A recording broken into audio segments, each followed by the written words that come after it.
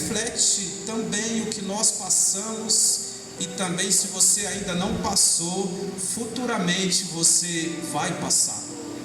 Tiago, capítulo de número 5, versículo de número 17, se não me foge a memória, diz que Elias era um homem sujeito às mesmas paixões que nós, ou seja, ele era um profeta, um homem de Deus, sujeito aos mesmos erros que nós. Ele era um profeta, um homem de Deus, sujeito a cansaço, a angústia, a tristeza, ao mesmo que nós. Elias, os irmãos já conhecem a história, foi um profeta que profetizou no reinado de Acabe e de seu filho Acasias. E a sua missão era conduzir o povo de Israel à adoração ao nosso Deus, pois o povo de Israel, por um motivo, por uma consequência, deixou de adorar o nosso Deus para adorar outros deuses, principalmente o Deus chamado Baal. Eles acreditavam que esse Deus chamado Baal era o Deus que conduzia a chuva, a tempestade, e que esse Deus era responsável pela abundância, pela colheita do povo de Israel. E juntamente com Acabe e sua esposa Jezabel, eles adoravam esses deuses, influenciavam o povo de Israel a também adorar o Deus chamado Baal. Mas Deus é tão bom, Deus não deixa ninguém enganado, pois tem sempre um no meio da multidão que se levanta e diz: existe somente um Deus, e esse Deus é o verdadeiro.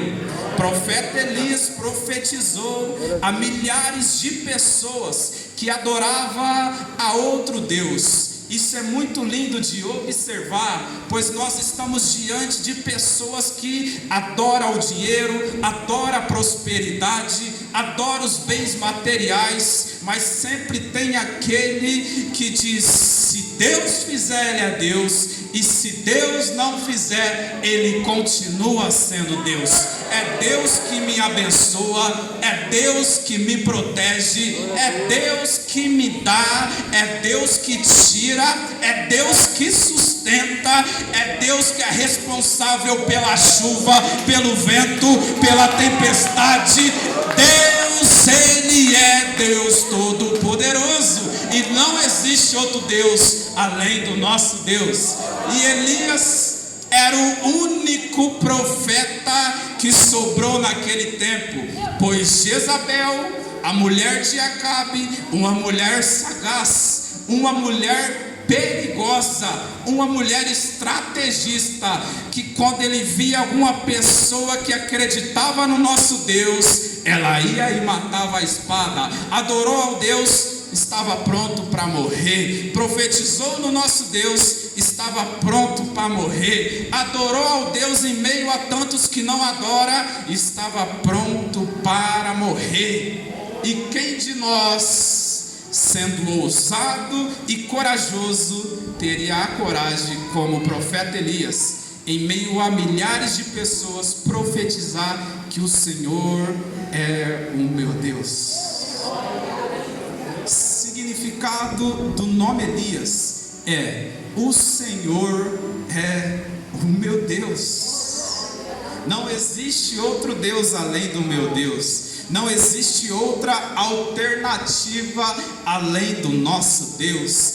Não existe nada que possa te suprir, nada que possa te cuidar, nada que possa te curar além do nosso Deus, porque o Senhor é o meu Deus. E é lindo, irmãos, a história de Elias, pois no capítulo 17 de 1 Reis conta o início da sua história, e é tão lindo ver como Deus cuidava de Elias. É tão lindo ver como Deus protegia, mandava sustento para Elias. 1 Reis, capítulo de número 17, diz que Deus falou a Elias: vai para o Oriente e ali você terá o que beber do rio Queride. Pois os irmãos já conhecem a história que há 3 anos já não chovia em Israel.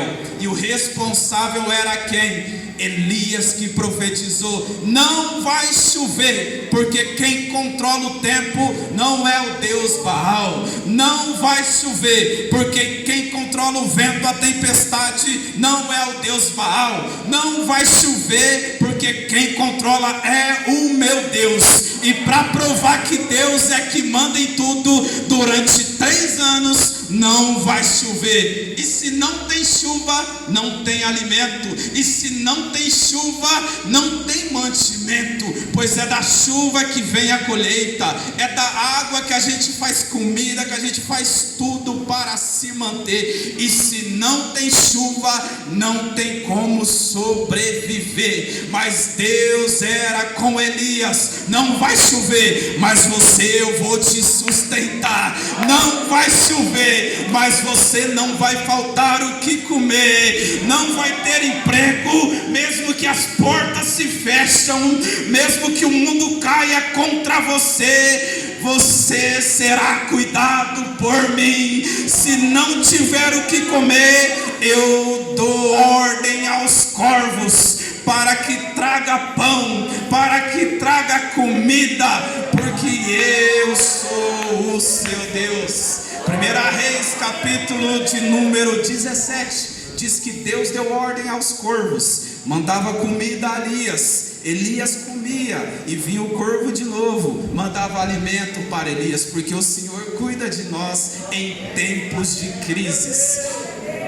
E Elias era tão obediente a Deus, e vale a pena ser obediente a Deus, porque quando nós somos obedientes em qualquer circunstância que nós passamos, Deus cuida de nós. Vale a pena ser obediente. Deus disse: vai para o Oriente, vai ter comida, vai ter bebida, vai para o Oriente, pois eu vou cuidar de você. Elias foi, e pensa comigo, acabou a água do rio Queride. Certamente que Elias não ia ter o que beber e não ia ter o que comer. Sabe o que manteve Elias? O Senhor o disse: vai para Serepta, que ali eu vou dar ordem a uma viúva para te dar o que comer e o que beber. Elias foi obediente, e repito aos irmãos, vale a pena ser obediente. Deus disse: vai, Elias, eu vou. Deus disse: vai, Elias, porque eu não iria. É o Senhor que cuida, é o Senhor que protege. E se o Senhor mandou, vai. Se o Senhor mandou, vai. Se o Senhor mandou, vai. Tá difícil, mas se Ele disse vai, vai. As portas estão se fechando, mas se o Senhor disse vai, então vá. A enfermidade pode te atacar e te atingir, mas se o Senhor diz profetiza, então profetiza. Se você não tiver condições saudável para seguir ao caminho de Deus, Deus disse vai, então eu vou, porque é o Senhor que vai me manter, é o Senhor que vai cuidar de mim, porque o Senhor é o meu Deus. Você que vai me dar o que comer. Só que eu acho tão interessante o detalhe da palavra do Senhor. Eu amo os detalhes da palavra do Senhor, porque quando Elias chega até a viúva, ele diz: Deus me disse que você vai me dar mantimento, Deus me disse que você vai me dar o que comer. E essa viúva indaga Elias dizendo: eu não tenho nem para mim, nem para o meu filho, o pouquinho que eu tenho é só para nós.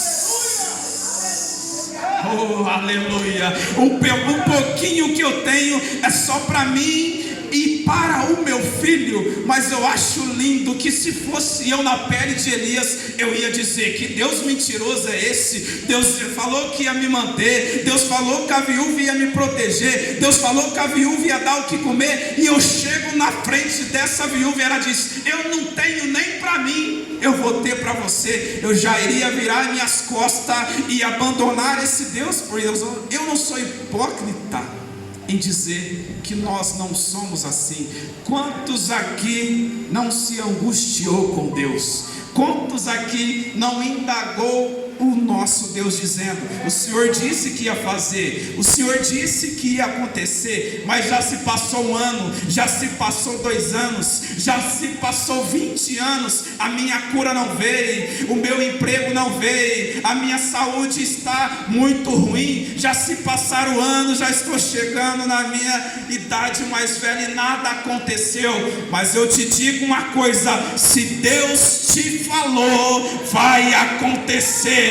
A farinha não irá acabar, pois eu creio que a última palavra é de Deus. Eu creio que é Deus que me sustenta. Não tem para você, não tem para o seu filho, mas Deus me disse: não vai faltar. Prepara o bolo, prepara a comida, porque vai dobrar o alimento e não vai faltar a farinha e nem o azeite, porque Deus mandou e o Senhor é o meu Deus.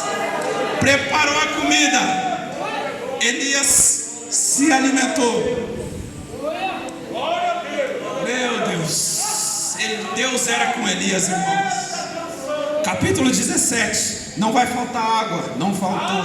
Não vai faltar comida, não faltou. Mas tem uma condição: seja obediente, que não vai te faltar coisa alguma. Pois a Bíblia diz: melhor é obedecer do que sacrificar. Seja obediente, jovens, seja obediente, irmãs, seja obediente, igreja, porque Deus vai te sustentar, Deus vai cuidar, Deus vai curar, Deus vai manter. O que nos resta é ser obediente ao nosso Deus. Aleluia. Capítulo de número 18. Olha como é bom ser obediente. Não vai faltar nada para você comer. Não faltou. Mas falta ainda uma coisa. Agora é o momento que eu vou provar que eu sou contigo. E Elias, na sua ousadia, na sua sagacidade, chegou até o rei Acabe. 1 Reis, capítulo de número 18. Se os irmãos puderem, leia em casa a história. 1 Reis, capítulo 18. Elias chega até o rei através de Obadias. Ele diz a Obadias: fala para o rei que eu quero lhe ver. E o rei atendeu o seu pedido. E eu imagino o diálogo entre o rei Acabe, um rei fraco, irmão, um rei pequenino, um rei covarde, porque tudo o que acontecia, ele corria na sua esposa Jezabel, pois Jezabel sim, era sagaz e perigosa. Tudo o que acontecia, Jezabel, aconteceu isso. Tudo o que acontecia, o rei ia correndo para Jezabel. O rei era ele, mas quem conduzia era Satanás, através de Jezabel. E Acabe chegou até Elias, e Elias disse: vamos ver quem é o Deus verdadeiro, vamos provar, vamos ver que Deus que vai ser o verdadeiro mesmo. Monta aí o seu sacrifício, monta aí o seu holocausto, mata aí o seu bezerro e faça ali uma adoração ao seu Deus, que eu faço aqui ao meu Deus.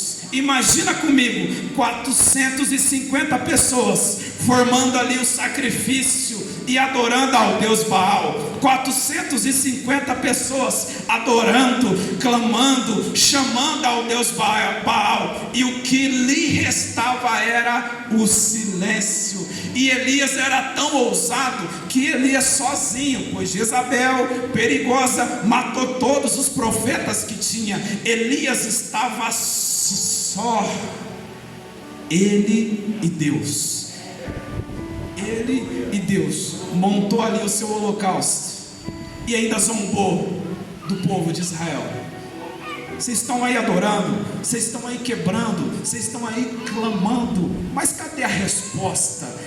Louve um pouco mais, adore um pouco mais. Quem sabe ele não te responde? O seu Deus deve estar dormindo, o seu Deus deve estar em outros afazeres, porque o Deus nem lhe respondia. Mas tem uma coisa a dizer a vocês: eu vou clamar o meu Deus. E Elias ali montou o seu altar, pegou 12 pedras e ali montou o seu altar e disse: ó Deus de Isaac, Deus de Jacó, Deus de Israel, manifeste-se hoje, para que todos vejam que somente o Senhor é Deus, e só o Senhor é Deus. Então caiu fogo no holocausto, e Deus provou que somente Ele é Deus, e Deus provou que vale a pena obedecer, e Deus provou que vale a pena sacrificar, que Deus provou a Elias que vale a pena continuar. E Elias fez ali o seu sacrifício, e o fogo caiu sobre o holocausto, e todo o povo de Israel começou a dizer: é só o Senhor é Deus, só o Senhor é Deus. Quantos aqui acreditam e tem a ousadia de Elias para dizer para o mundo: só o Senhor é Deus, só o Senhor é Deus, só o Senhor é Deus, e não há outro Deus como nosso Deus? Quantos aqui crê que Deus é o Deus que controla tudo? Deus é o Deus que manda mantimento, Deus é o Deus que cuida de mim, cuida de você? Quantos aqui crê que Deus é o Deus da providência? Deus é o Deus que cura, Deus é o Deus que protege. Quantos crê que só o Senhor é Deus essa noite? Aleluia! Aleluia! Glória a Deus! Oh glória! Calma que ainda tenho 5 minutos, tá? E se eu tivesse mais tempo aqui para pregar. Mas como Tiago capítulo 5 versículo 17 diz que Elias era um homem sujeito às mesmas paixões que nós. Elias era um homem sujeito a recaídas, a crises, a tristeza, a angústia. Ah, mas Deus não era com ele. Ah, mas Deus não deu pão, Deus não deu carne, Deus não provou que era com ele. Sim, mas Elias era humano, e ele, por uma mensagem de Jezabel, veio a depressão. Depois de todo esse acontecimento, 1 Reis capítulo 19, aonde eu quero chegar, Jezabel ficou sabendo através de Acabe e disse: eu vou matar esse profeta, só tem ele, então é mais fácil matar. E olha, irmãos, para a concepção de todos, o inimigo não está de brincadeira.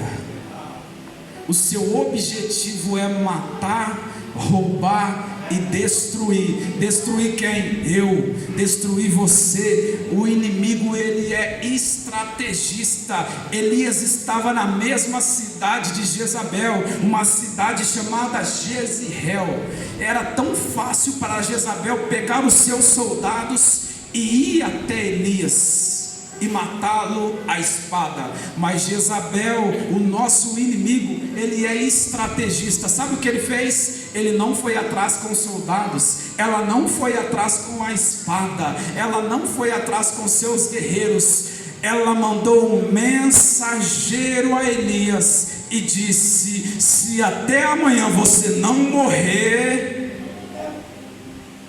eu não me chamo Jezabel. Através de uma mensagem veio a crise, veio a depressão, veio a angústia. Mesmo Deus fazendo tudo o que foi feito a Elias, mesmo depois de tudo isso que eu acabei de citar, por uma mensagem Elias desanimou.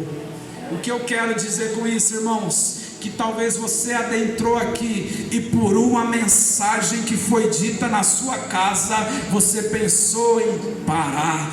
Por uma palavra que foi dita contra a sua vida, você pensou em desistir. Pois a palavra dói mais do que a espada. A palavra às vezes dói mais que um soco e um tapa na cara. Uma palavra às vezes dói mais do que a espada que penetra em nosso coração. Por uma mensagem, Elias entrou em recaída e veio a depressão. E olha para você ver, existem dois tipos de mensagem: a mensagem de Satanás e a mensagem de Deus. E como eu vou saber a mensagem de Satanás e a mensagem de Deus? Como eu posso discernir o que o inimigo está falando e o que Deus está falando? Pois a nossa luta, como diz a Bíblia, como diz Efésios, não lembra o capítulo, não lembro, mas está escrito, diz que a nossa luta não é contra a carne e nem contra o sangue, mas contra hostes espirituais.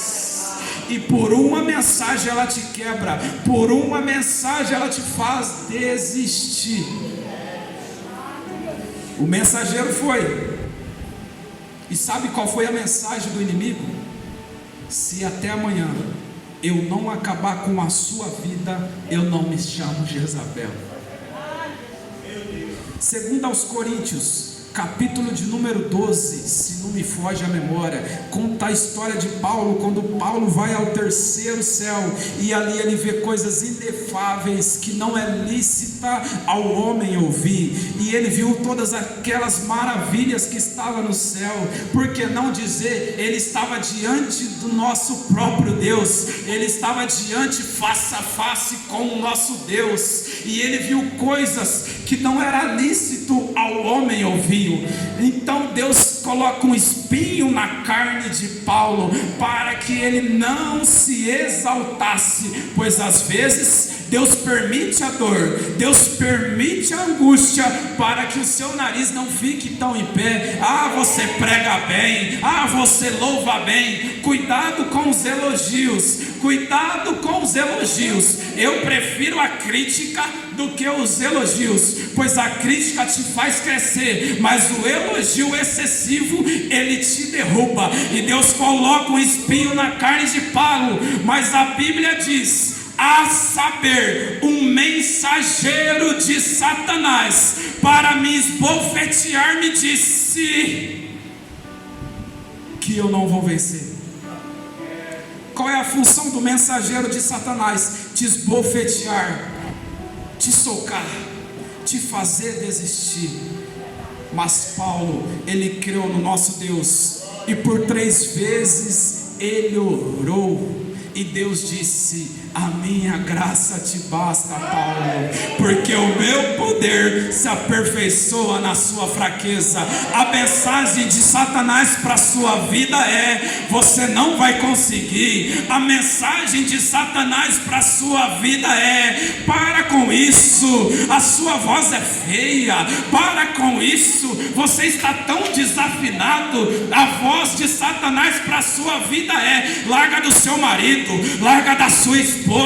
A voz de Satanás para a sua vida é: para de ir nessa igreja, vai para outra igreja. E você vai para outra igreja e nada dá certo, e você fica de igreja em igreja. O inimigo te faz de bobo, o inimigo ele te faz de sonso. A palavra do inimigo para a sua vida é: para com isso, o seu Deus não vai fazer, não vai acontecer, o seu Deus não vai te curar. Para que você está louvando? Para que você está adorando? Se a porta se fechou, se no seu emprego não está dando nada certo, porque você ainda continua, abandona esse Deus, assim como a esposa de Jó disse a ele: abandona esse Deus e morre. Mas Jó disse: o meu Redentor ele vive, o meu Redentor ele vive, o meu Redentor ele vive. A voz de Satanás para a sua vida é essa: não consegue, desiste, para, você não vai além. Mas Deus é tão misericordioso,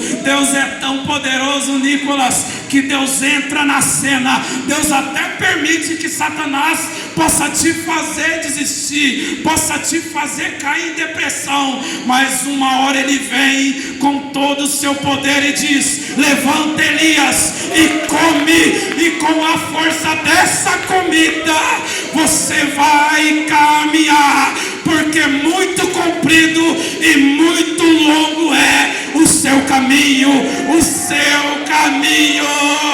Aleluia. O inimigo disse: vai parar, mas Deus está dizendo: vai continuar. O inimigo está dizendo: não vai conseguir, mas Deus manda eu te dizer: vai acontecer, vai acontecer. O inimigo está dizendo: pare de congregar, pare de louvar, mas Deus manda eu te dizer: continue louvando, continue adorando, porque eu sou o seu Deus, porque eu sou o seu Deus.